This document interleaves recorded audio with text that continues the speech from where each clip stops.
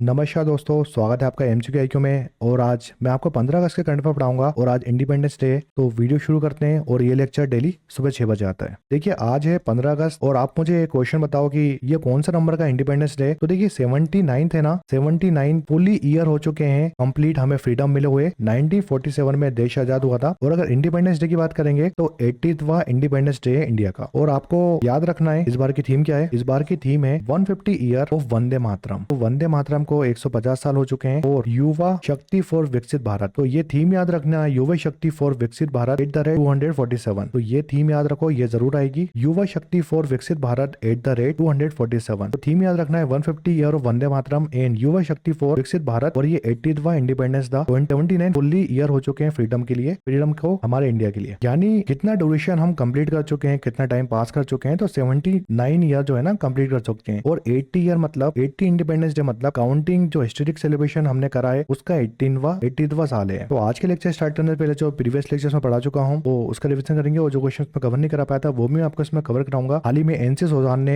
एक रिकॉर्ड बना लिया है, नेशनल लॉन्ग जंप रिकॉर्ड बना लिया है। इन्होंने जंप करा है 6.88 मीटर की। और इन्होंने जो अंजू बॉबी है ना, 22 साल का अंजू बॉबी का रिकॉर्ड तोड़ा है, ये भी याद रखना है आपको। National inter state athletic championship हुई थी, वहां पर इन्होंने रिकॉर्ड बनाया है। इस क्वेश्चन में चलते हैं। हाल ही में इंडियन वुमेन क्रिकेट टीम जो है ना ये क्वालिफाई कर चुकी है जो लॉस एंजलिस में ओलंपिक होने वाले हैं 2028 में, उसमें। तो ओलंपिक जो है ना, ओलंपिक में क्रिकेट है ना 128 साल बाद रिटर्न आ रहा है। मतलब ओलंपिक में क्रिकेट बंद हो गया था, फिर से हम स्टार्ट कर रहे हैं। ये लॉस एंजलिस में जो होने वाले हैं ना वहां पर स्टार्ट हो जाएगा। तो इस टूर्नामेंट में प्री क्वालिफाई कर चुकी है India women's team. Next question की बात करते हैं। तो हाल ही में किदम्बी श्रीकांत जो है ना, किदम्बी श्रीकांत इन्होंने सिल्वर मेडल जीता है यूएस ओपन में। तो सिल्वर मेडल जीता है इन्होंने मेन सिंगल्स में। चूलियांग जो है ना चाइनीज को, इनको हराकर ये मेडल जीता है। नेक्स्ट क्वेश्चन की बात करते हैं। हाल ही में ईथान यास जो है ना ये इंडिया के 96 चेस ग्रैंड मास्टर बने हैं और सिर्फ 14 साल के हैं। और ये कौन से स्टेट के हैं? गोवा के। इंपॉर्टेंट डेज की बात करते हैं। तो हाल ही में 29 जून को हमने स्टैटिस्टिक्स डे बनाया था, unlocking the potential of administration data इस बार की थीम थी। और ये बर्थ एनिवर्सरी होती है पीएस महेंद्रबॉलिस की। डिफेंस की बात करते हैं। तो हाल ही में राजनाथ सिंह जो की मिनिस्टर है डिफेंस मिनिस्ट्री के, इन्होंने रिलीज करा है DFP 2026 फॉर डीआरडीओ, फाइनेंशियल और एडमिनिस्ट्रेटिव पावर बढ़ाने के लिए डीआरडीओ की ये लॉन्च करा हाल ही में राजनाथ सिंह ने। नेक्स्ट क्वेश्चन की बात करते हैं। हाल ही में पीएम मोदी जो है ना जोनाथन से मुलाकात हुई थी इनसे। और ये वर्ल्ड का ओल्डेस्ट लिविंग लैंड एनिमल है। तो ये जोनाथन है और इससे मिलने गए थे कौन? हमारे prime minister Modi ji. Jonathan जो है ना ये सीचेल्स जाइंट टोर्टाइज है। तो ये टोर्टाइज है और इसकी उम्र 194 ईयर है। और इसको गिनीज वर्ल्ड रिकॉर्ड में भी दर्ज करा गया है इसकी एज को। ये सबसे पुराना टोर्टाइज है और इसको मिले थे मोदी जी। आज का पहला क्वेश्चन है, department of telecommunication sign in MoU with which state government to establish Indian first telecom manufacturing zone at which place. दूरसंचार विभाग ने भारत के पहले टेलीकॉम मैन्युफैक्चरिंग जोन की स्थापना के लिए किस राज्य सरकार के साथ एक समझौता ज्ञापन पर हस्ताक्षर करी है? तो हाल ही में डिपार्टमेंट ऑफ टेलीकम्युनिकेशन ने एक एमओयू साइन करा है कौन सी स्टेट गवर्नमेंट के साथ, और ये बनाने जा रहा है इंडिया का पहला टेलीकॉम मैन्युफैक्चरिंग जोन। तो ये टेलीकॉम मैन्युफैक्चरिंग जोन बनेगा ग्वालियर में। और ग्वालियर जो है ना मध्य प्रदेश में, इसका करेक्ट आंसर ऑप्शन बी। तो डिपार्टमेंट ऑफ टेलीकम्युनिकेशन ने मध्य प्रदेश के साथ एक एमओयू साइन करा है और ये बनाएंगे मध्य प्रदेश में इंडिया का पहला टेलीकॉम मैन्युफैक्चरिंग जोन। इसका फेज फर्स्ट जो है ना ये ग्वालियर मध्य प्रदेश में बनेगा। यहाँ पर क्या डेवलप होगा? यहाँ पर डेवलप होगा mobile phone, telecom equipments, optical fibre, semiconductors, जो भी 5G और 6G प्रोडक्ट्स हैं उनको डेवलप करने के लिए ये प्लांट बनने वाला है ग्वालियर मध्य प्रदेश में। और ये इंडिया का पहला टेलीकॉम मैन्युफैक्चरिंग जोन होगा जो ग्वालियर मध्य प्रदेश में बनेगा। मेक इन इंडिया इनिशिएटिव है, आत्मनिर्भर भारत बनना है हमें। और ये जॉब क्रिएट करेगा, स्किल डेवलपमेंट और रीजनल ग्रोथ करेगा इंडिया की। देखिए अगर मध्य प्रदेश की बात करते हैं तो मध्य प्रदेश की कैपिटल क्या है? मध्य प्रदेश की कैपिटल है भोपाल। और मध्य प्रदेश में हाल ही में एक आंदोलन चल रहा था और ये काफी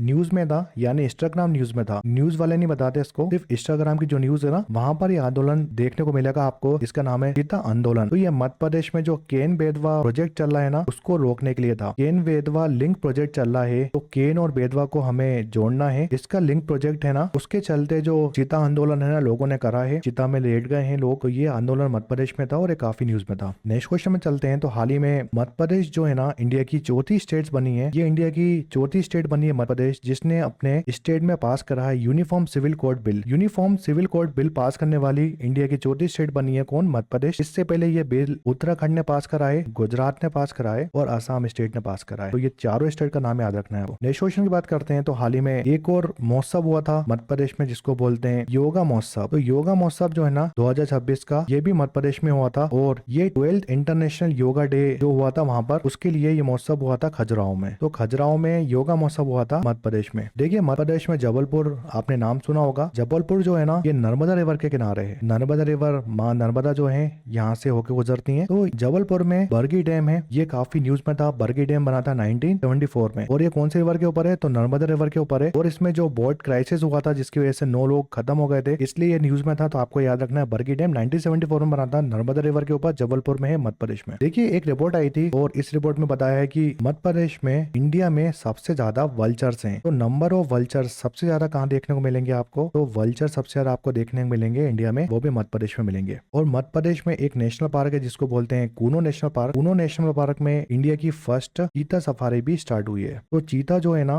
तो आपको सिर्फ कूनो नेशनल पार्क में देखने को मिलेंगे, और चीता हम दूसरे देशों से लेके आए। तो फर्स्ट चीता सफारी जो है ना, ये कूनो नेशनल पार्क में स्टार्ट हुई है हाल ही में। नेक्स्ट क्वेश्चन है, Cochin shipyard limited launched Machilipatnam which is the 7th of 8 महा class SWC vessel for Indian navy eight which location. Cochin shipyard limited ने भारत नौसेना के लिए 8वें महा क्लास ASWC जहाजों में से 7वां जहाज मछलीपट्टनम को किस स्थान पर लॉन्च किया है। तो हाल ही में देखिए कोचिन शिपयार्ड ने इंडियन नेवी को जहाज बना के दिया है, और टोटल 8 महा क्लासेस बना के देने हैं इंडियन नेवी को। तो ये मछलीपट्टनम ने लॉन्च करा है कहाँ पर, कोची केरल में। इसका करेक्ट आंसर ऑप्शन बी। तो कोचिन शिपयार्ड ने लॉन्च करा है मछलीपट्टनम, ये 7वां शिप है जो दिया है इंडियन नेवी को। तो ये डिलीवर करा है कोची केरल से। ये कोस्टल एंटी सबमरीन वॉरफेयर है जो अंडर वाटर सर्विलेंस करेगी, मैरीटाइम सिक्योरिटी को बढ़ाना है हमें। तो टोटल इसमें जो कंस्ट्रक्शन हुआ है ना, 80% इंडिजिनस कंस्ट्रक्शन करा है इंडिया ने। हमें 8 नंबर भारत बनना है, और मछलीपट्टनम आंध्र प्रदेश में, और इसका नाम जो है ना मछलीपट्टनम है। और ये किसका पार्ट है, ये पार्ट है महा क्लास एंटी सबमरीन वॉरफेयर शेर of water craft. Total 16 vessel हैं जो हमें इंडियन कोस्ट गार्ड और डिफेंस को देना है। तो टोटल 16 वेसल बनाने हैं, और जो महा क्लास में है ना, टोटल 8 बना के देने हैं शिप, जिसमें से 7वां दिया है इंडियन नेवी को। नेक्स्ट क्वेश्चन है, वेयर वाज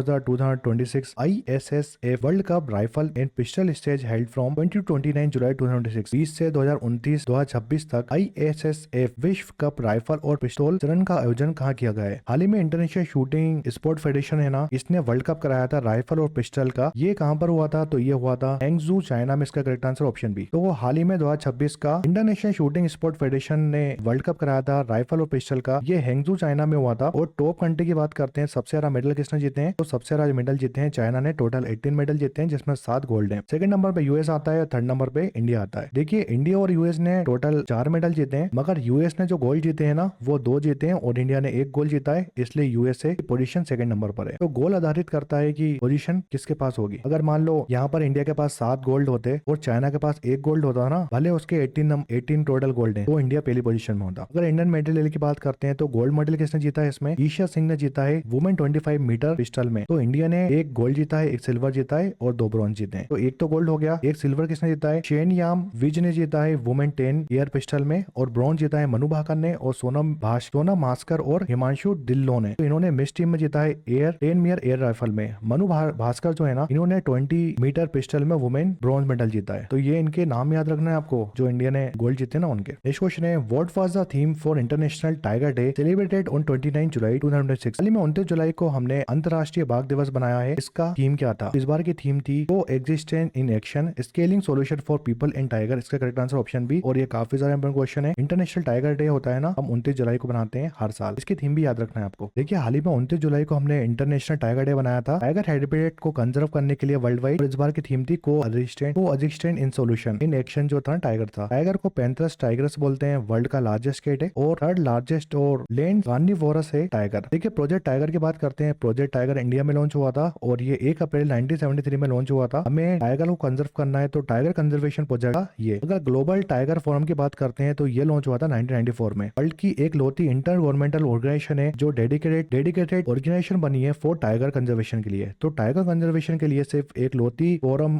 और ऑर्गेनाइजेशन है जो टाइगर को बचाने के लिए बनी है। ग्लोबल टाइगर फोरम 1994 में बनी थी, और इंडिया में प्रोजेक्ट टाइगर चल रहा है टाइगर को कंजर्व करने के लिए। देखिए मैं आपको एक क्वेश्चन बताता हूँ। हाल ही में इंटरनेशनल बिग कैट अलायंस हुई है। तो इंटरनेशनल बिग कैट अलायंस है ना, इसकी सबमिट कहाँ हुई थी, 2026 में। तो इंटरनेशनल बिग कैट अलायंस की सबमिट हुई थी न्यू दिल्ली में। और इसकी थीम क्या थी, तो इंटरनेशनल बिग कैट अलायंस की थीम थी save big cat, save humanity, save ecosystem. तो इंटरनेशनल बिग कैट अलायंस जो है ना, इंटरनेशनल बिग कैट अलायंस, तो ये बिग कैट अलायंस की जो मीटिंग हुई थी ना, एनुअल मीटिंग 2026 में, ये न्यू दिल्ली में हुई थी। और इंटरनेशनल बिग कैट अलायंस को कब लॉन्च करा गया था, तो इसको 2023 में लॉन्च करा था प्राइम मिनिस्टर मोदी ने। क्योंकि 2023 में जो हमारा प्रोजेक्ट टाइगर है ना, प्रोजेक्ट टाइगर को 50 साल पूरे हो चुके थे, तो 50th एनिवर्सरी थी प्रोजेक्ट टाइगर की। तो 2023 में हमने international big cat alliance launch करा था। इसको इम्प्लीमेंट कौन सी बॉडी करती है, तो इसको इसको इम्प्लीमेंट करते हैं NTCA यानी नेशनल टाइगर कंजर्वेशन अथॉरिटी, जो कि ministry of environment and forest and climate change के अधीन आती है। अब देखिए इंटरनेशनल बिग कैट अलायंस है ना, इसका मकसद क्या है, हमें क्या करना है, जो 7 मेजर बिग कैट्स है ना, 7 मेजर बिग कैट स्पीशीज है ना, उनको प्रोटेक्ट करना है, उनको कंजर्व करना है। जैसे प्रोजेक्ट टाइगर जो है ना, वो सिर्फ टाइगर को कंजर्व करेगा, मगर जो इंटरनेशनल बिग कैट अलायंस है ना, ये 7 बिग कैट स्पीशीज को कंजर्व करेंगे। जैसे कौन कौन सी स्पीशीज हो गई, टाइगर हो गया, लोयन हो गया, लीपर्ड हो गया, स्नो लीपर्ड हो गया। स्नो लीपर्ड अलग होता है, लेपर्ड अलग होता है। तो स्नो लेपर्ड आपको सिर्फ लद्दाख में देखने को मिलता है, हिमाचल प्रदेश में जो भी पहाड़ी वाले एरिया है उनमें देखने को मिलता है। फिर चीता हो गया, चीता सिर्फ आपको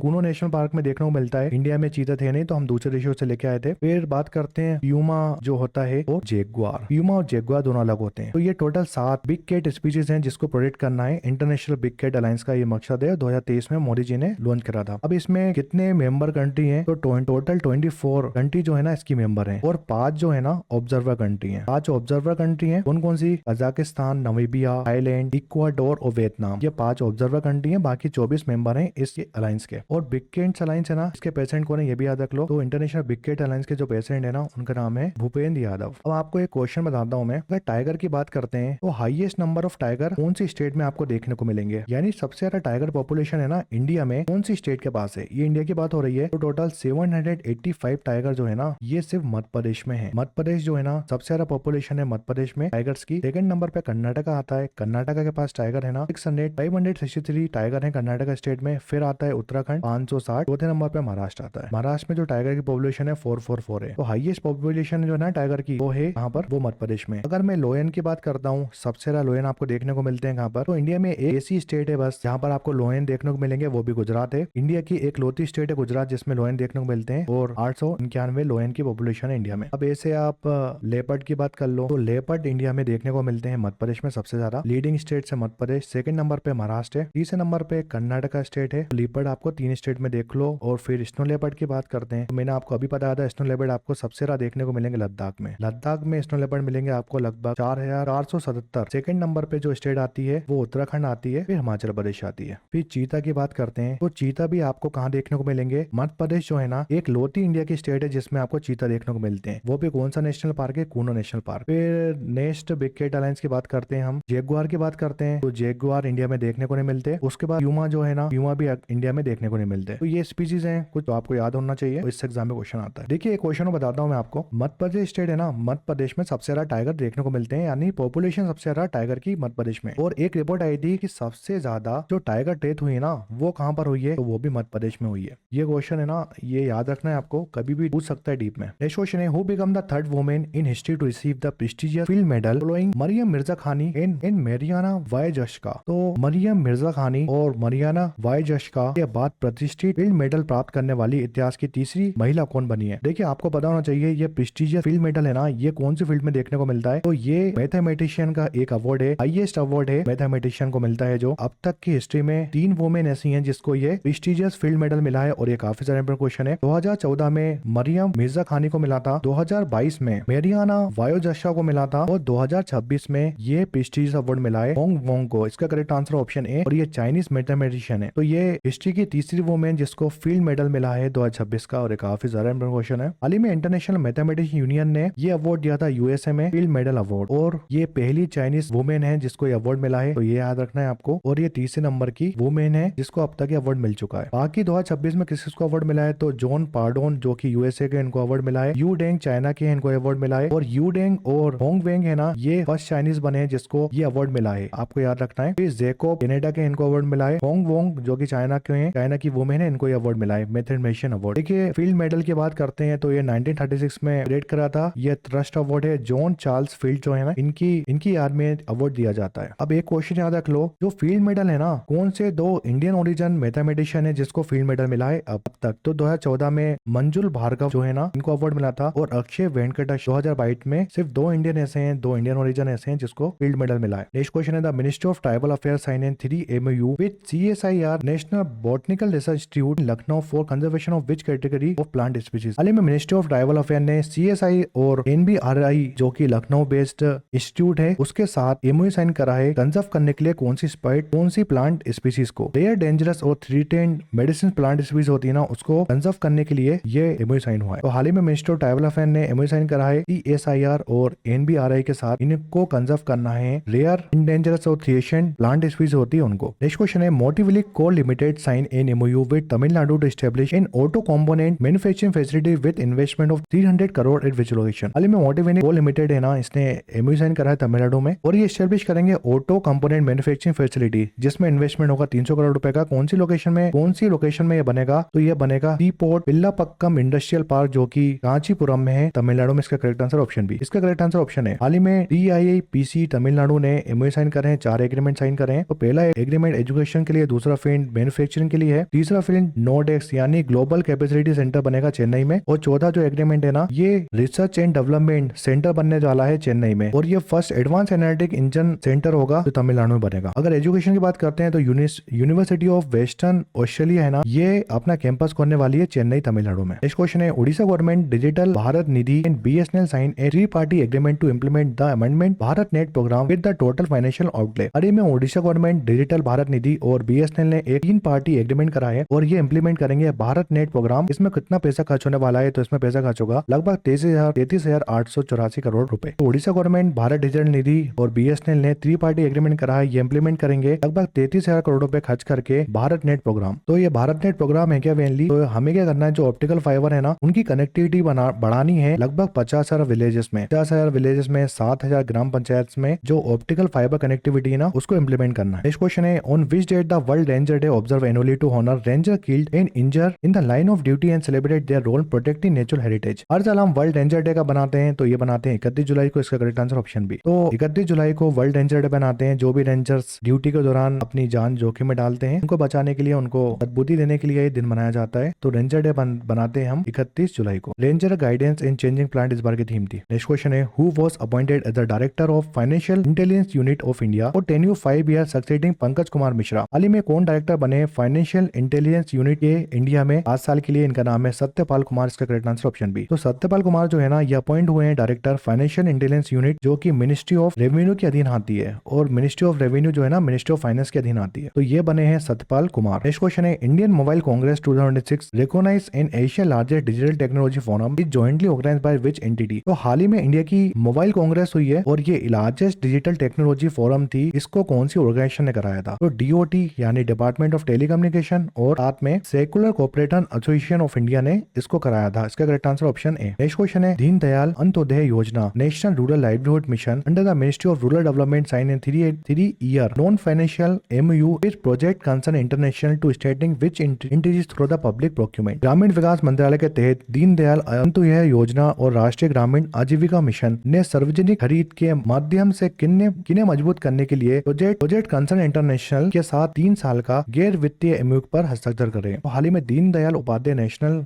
रूरल लाइवलीहुड मिशन ने मिनिस्ट्री ऑफ रूरल डेवलपमेंट के अधीन आती है। इन्होंने 3 साल का नॉन फाइनेंशियल एग्रीमेंट कराए जो प्रोजेक्ट कंसर्न इंटरनेशनल है ना उसके साथ। कौन सी एंटिटी या पब्लिक प्रोक्यूरमेंट को बढ़ाने के लिए? तो सेल्फ लीड एंटरप्रेन्योरशिप और सेल्फ हेल्प ग्रुप को बढ़ाने के लिए एग्रीमेंट कराया। इसका करेक्ट आंसर ऑप्शन बी। तो हाल ही में इन 3 ऑर्गेनाइजेशन ने प्रोजेक्ट कंसर्न इंटरनेशनल के साथ MOU साइन कराए। ये नॉन फाइनेंशियल एग्रीमेंट है 3 साल का। में स्टेटिंग बढ़ानी है जो सेल्फ हेल्प ग्रुप है और जो एम्पावरिंग वुमेन्स है उनको बढ़ावा देने के लिए, यानी वुमेन लीड एंटरप्रेन्योर है उनको सहायता या ट्रेनिंग प्रोवाइड करने के लिए ये एग्रीमेंट है। नेक्स्ट क्वेश्चन है SBI card is partner with Google पे लॉन्च विच को branded credit card offering UPI linked रुपए ऑप्शन। हाल ही में SBI ने पार्टनरशिप करी है गूगल पे के साथ और इन्होंने कौन सा एक क्रेडिट कार्ड लॉन्च करा है? ये UPI लिंक्ड रुपए ऑप्शन होगा इसमें। तो ये करा है गूगल पे फ्लेक्स ABI कार्ड। इसका करेक्ट आंसर ऑप्शन बी। तो SBI ने और गूगल पे ने लॉन्च करा है गूगल पे फ्लेक्स SBI कार्ड और ये इसमें UPI लिंक्ड रुपए ऑप्शन भी होगा। तो आज मैंने आपको 15 अगस्त के करंट अफेयर पढ़ाए। मिलते हैं 16 अगस्त के करंट अफेयर में। वीडियो पसंद तो लाइक शेयर सब्सक्राइब करेगा। ये लेक्चर रोज सुबह 6 बजे आता है। वीडियो पसंद है तो प्लीज शेयर और सब्सक्राइब करेगा। Thank for watching.